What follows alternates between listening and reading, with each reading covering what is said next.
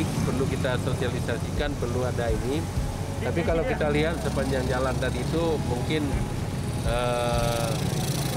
kebanyakan sudah menggunakan masker.